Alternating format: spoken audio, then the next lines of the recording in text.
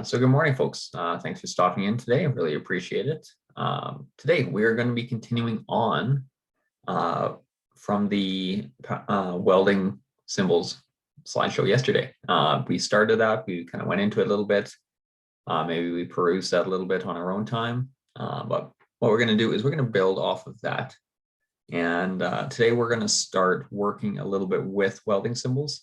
I have a sheet for you guys that is downloadable. If you can download it and do it as a write-on PDF, that would be awesome. If not, then what you can do is you can draw out the symbols or write out statements for the symbols and or type them out and submit them to me. I will make sure I have a Dropbox for those submissions, and I'll get those in just a moment.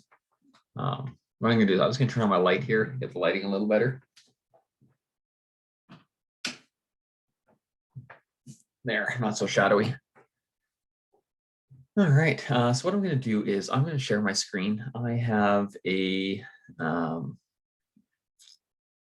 just a quick sheet for you to look at here, and we'll take a look at that today.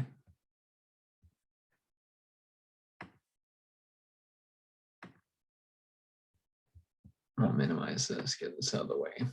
Okay, so this sheet here is fairly straightforward. It's going to, as it says here on the top, just describe the welds from the welding symbols shown. And we're going to use the PowerPoint that we worked on yesterday. And also there's a welding symbols ILM that will help us through all of this. And it's going to be A through L, so not too many. Is that 12, I think? Yeah, and they're all fairly simple symbols. They will build in complexity just a little bit, but generally not very hard at all. These are all symbols that you would potentially see in a workplace. Not overly complicated. I know we look at some of those symbols and they were basically hieroglyphics. The reality is you're not going to see many of those ones that have 18 little bits of information on them. If you are, generally there's someone like a boss or a shop foreman who's going to know what that weld is because it's been already spoken to him about, because it's quite important. It's very specific, has to be done in a specific way. So the foreman or shop foreman will be informed of that, then they'll inform you because they want to make sure that that's done to the spec that they need. But these ones here are fairly basic. This first one here, we can even look at. One thing to remember is that this broken arrow we see here, what that's doing is that's pointing to one side of a weld joint. So here in this situation, if we look at this underside here of the reference line, this would be the arrow side. And we see a fillet weld on the arrow side, and we see a J groove preparation on the other side. And this J groove is only going to be applied to one side of the joint. Otherwise, it would be a U groove. And this broken arrow is indicating what side of the joint to be to. So if the line for the joint was directly vertical above the tip of the arrow, it would be pointing to the left side of the joint for the preparation.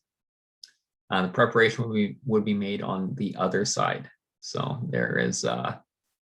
And with this, all I'm doing is looking for a basic written statement. It doesn't have to be, a nice flowing sentence, but I'd like a little bit more than, fillet weld, right? Just give me a little bit more than that. The second one here, let's work on this one. We'll work through this one together as well. What we have here is we got the arrow side is on the bottom, the other side is on the top. So arrow side is going to be a fillet weld. Other side is going to be a fillet weld. So you could say fillet weld both sides in that case. Then you could say arrow side, because we see some more information right here. Arrow side is made flat by chipping is what it looks like.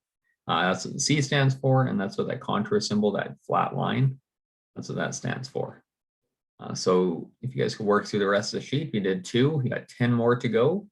That is going to be today's exercise. It's going to be quite short. It's not going to take you very long. Yeah, tomorrow we'll come back. Tomorrow we're going to meet at our regular 9:30 start time, whatever Friday start time is. We'll just round it to the closest little bit, and then we'll start there. We'll use the same link. I'm not going to issue a different link. So just instead of popping on right at 9 o'clock, we'll jump in at 9:30, and we'll just work from there. So I'm going to stop sharing my screen. Were there any questions about that worksheet at all? Anything you saw that confused you? I don't know if you guys had a chance to peruse that, but it's fairly straightforward. Everything that's on there will be, yes, there. I will make sure there's a Dropbox for it, and I'll do that right after this meeting is done. And yeah, so I will get that there for you.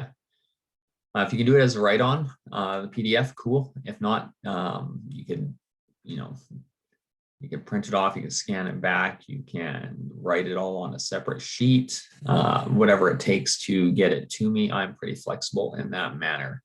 So I do intend to eventually put this into a Google Doc for situations like this where it's a little better, but I haven't quite got that done yet.